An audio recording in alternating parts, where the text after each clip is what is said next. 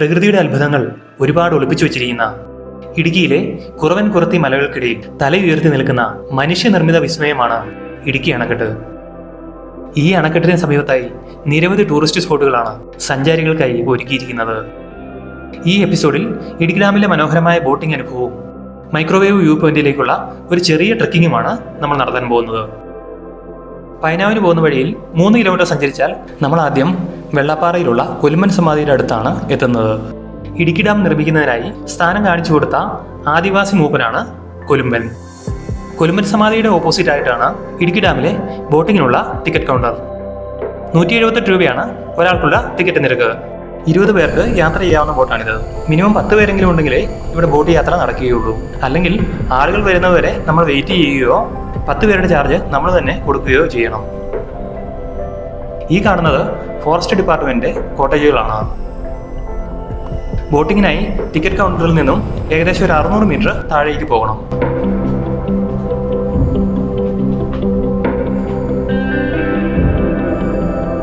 നമ്മളങ്ങനെ ഇടുക്കി ജലാശയത്തിന്റെ വിശാലമായ കരയിലേക്കാണ് എത്തുന്നത്. വേനൽക്കാലമായതിനാൽ വെള്ളമൊക്കെ കുറവാണ്.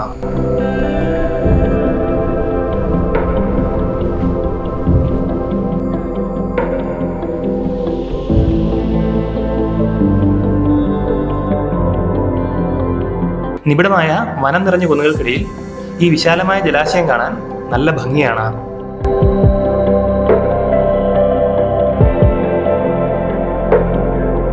ഡാമിലെ ജലനിരപ്പ് താഴ്ന്നതുകൊണ്ട് നമുക്ക് കുറച്ചു ദൂരം താഴോട്ടിറങ്ങി വേണം ബോട്ടിനടുത്തെത്താൻ.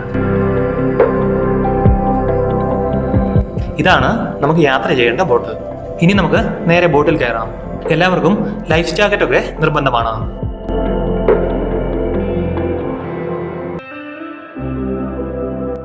നമ്മുടെ യാത്ര അങ്ങനെ ആരംഭിക്കുകയാണ്. ഏകദേശം അരമണിക്കൂറാണ് നമ്മുടെ ബോട്ടിങ്ങിന്റെ സമയം.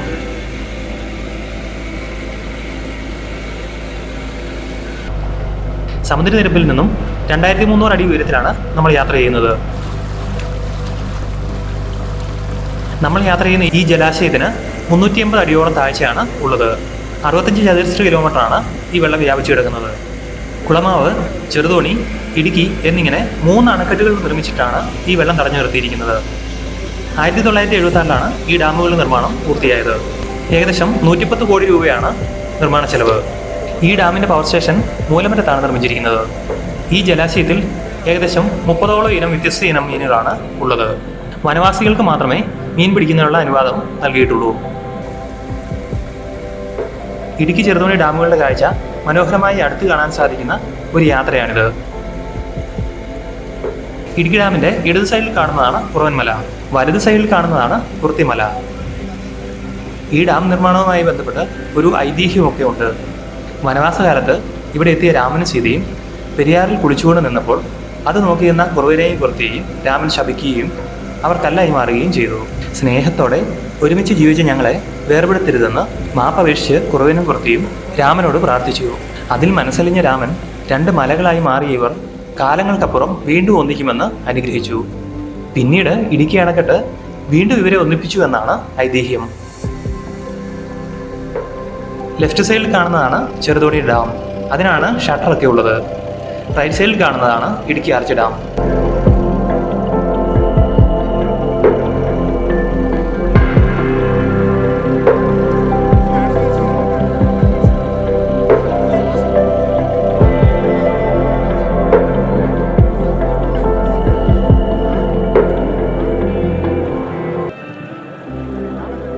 ഇടുക്കി ഡാം ഏറ്റവും അടുത്ത് നല്ല ഭംഗിയായി കാണാൻ സാധിക്കുമെന്നുള്ളതാണ് ഈ യാത്രയുടെ പ്രത്യേകത.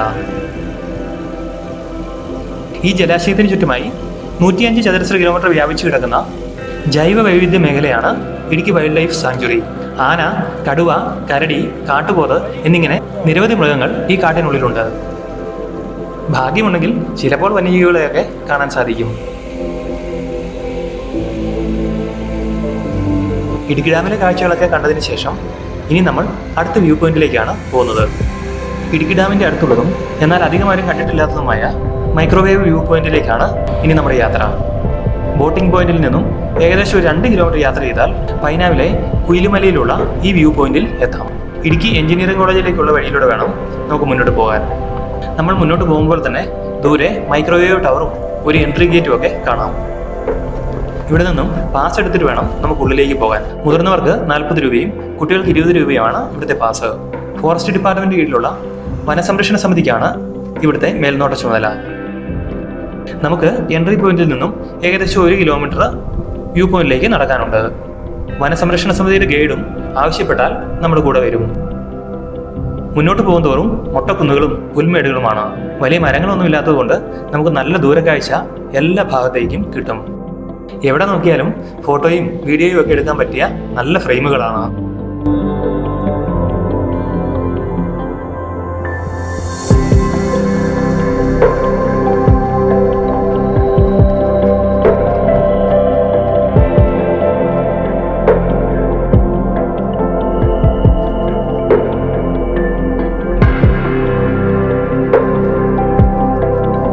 ആയിരത്തി 1985 വാർത്താവിനിമയ ആവശ്യങ്ങൾക്കായി ഇടുക്കി ജില്ലാ ആസ്ഥാനത്ത് ഈ ടവർ സ്ഥാപിച്ചത്.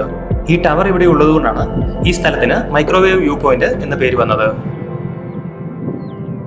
നമ്മളിപ്പോൾ യാത്ര ചെയ്യുന്ന മലയുടെ ഇരുവശങ്ങളിലും നിബിഡമായ വനപ്രദേശമാണ്.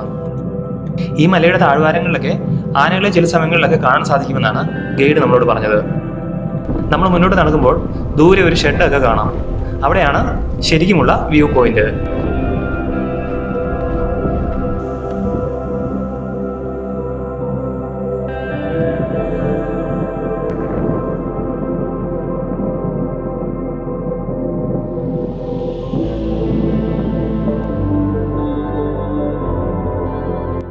താഴെ കാണുന്ന പുൽമേടുകളിലൊക്കെ ആന എത്താറുണ്ടെങ്കിലും ഈ വ്യൂ പോയിന്റ് നല്ല ഉയരത്തിലായതുകൊണ്ട് ഇവിടെ ആന വരാറില്ല എന്നാണ് അറിയാൻ കഴിഞ്ഞത്. നമ്മളിപ്പോൾ വ്യൂ പോയിന്റ് സമീപത്താണ് എത്തിയിരിക്കുന്നത്. ഇവിടെ ഒരു സൈഡിലൊക്കെ നല്ല താഴ്ചയുള്ള കൊക്കയാണ്. അതുകൊണ്ട് തന്നെ ഇവിടെ ഒരു ഇരുമ്പുവേലിയൊക്കെ നിർമ്മിച്ച് സുരക്ഷിതമാക്കിയിട്ടുണ്ട്.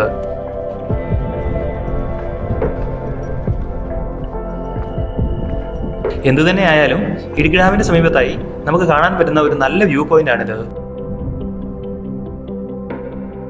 എപ്പോഴും ചെറിയ ഇളങ്കാറ്റൊക്കെ വീശുന്നത് കൊണ്ട് നമുക്ക് വലിയ ചൂടൊന്നും ഇവിടെ നിന്നാൽ തോന്നുകയില്ല. ഇടുക്കി ജലാശയവും കാൽവരിമുണ്ട്, ആനമുടി, തോപ്രാംകുടി ഉദയഗിരി മലനിരകളും നമുക്കിവിടെ നിന്നാൽ കാണാൻ സാധിക്കും.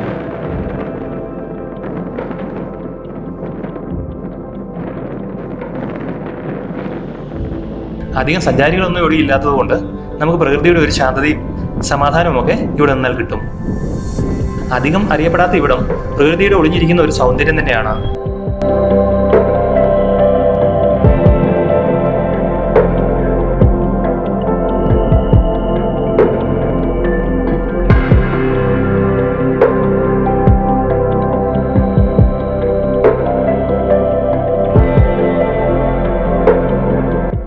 ഒരു ഭാഗത്ത് ഇടുക്കി വന്യജീവി സങ്കേതവും മറുഭാഗത്തായി ഇടുക്കി ജലാശയവും വാഴത്തോപ്പിന്റെയും ചെറുതോണിയെയും കാർഷിക ജനവാസ മേഖലയും നമുക്ക് കാണാം.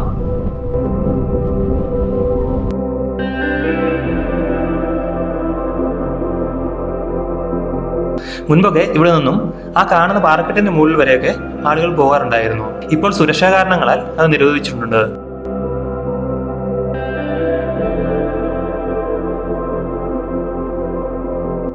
നമുക്ക് വലിയ റിസ്ക് ഇല്ലാതെ തന്നെ ഫാമിലിയായി നല്ല ഉയരത്തിൽ നിന്ന് ഈ കാഴ്ചകളൊക്കെ കാണാമെന്നുള്ളതാണ് ഇവിടുത്തെ പ്രത്യേകത.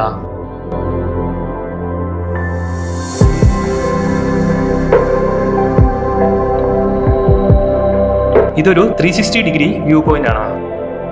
വർഷത്തിൽ കൂടുതൽ മാസങ്ങളിൽ ഇവിടെ നല്ല കോടമഞ്ഞും നല്ല തണുപ്പും ഒക്കെയാണ്.